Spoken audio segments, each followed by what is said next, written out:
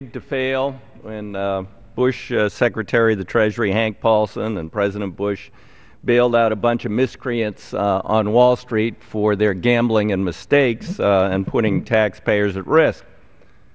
Some principle that does not belong in the policy of this country. But now we've got another one. Too big to be counted. Too big to be counted.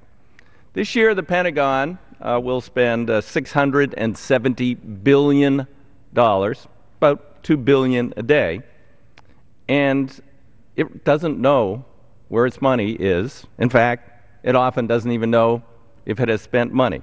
Here's a few examples. In March 2000, the Pentagon Inspector General found that $7.6 trillion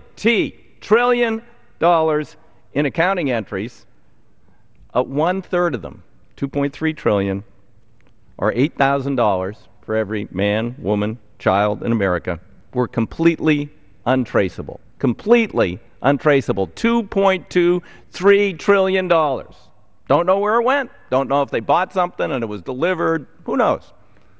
Then in 2003, they found, and this is something I've talked about all through my years in Congress, is the so-called inventory system at the Pentagon, which is absolutely absurd.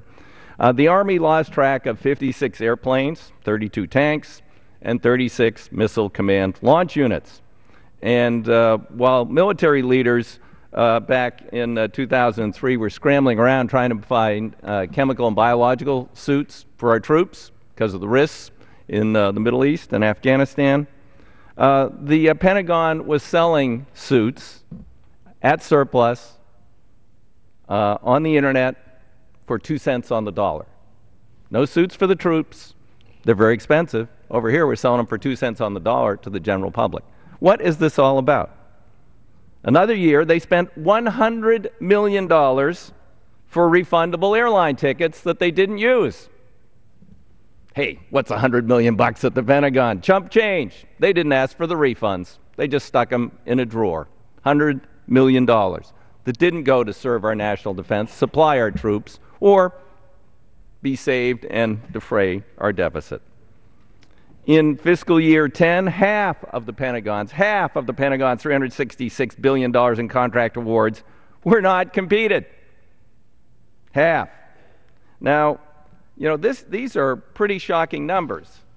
And actually, Mr. Garrett and I on the floor here last spring got a little amendment in the Department of Defense bill to require that they conform to a 1994 law.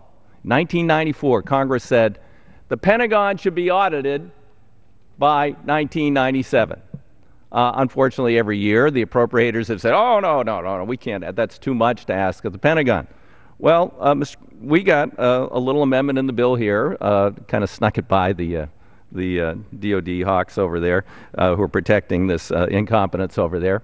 And they would have been audited. Senate did the same thing. But to the rescue, the conference committee behind closed doors. I was one of very few on the floor here who voted against closing the doors of the conference, because they don't close the doors of the conference committee over there to talk about classified things that could risk ours. They do it to cut deals like this. So yesterday they decided the Pentagon will not be audited. It can't be audited. In fact, Mr. Conway, one of our colleagues, said it would be insulting to require that we audit the Pentagon in a mandatory way by 2014. I mean, that's only 2 years from now. That's only a couple more $1 trillion from now. Boy, we wouldn't want to know where that money's going. We wouldn't want to know whether they're surplusing out stuff our troops need while they're paying for a contractor who didn't have to compete to buy the same stuff, and they say there's a shortage and we don't have enough money. We wouldn't want to know these things.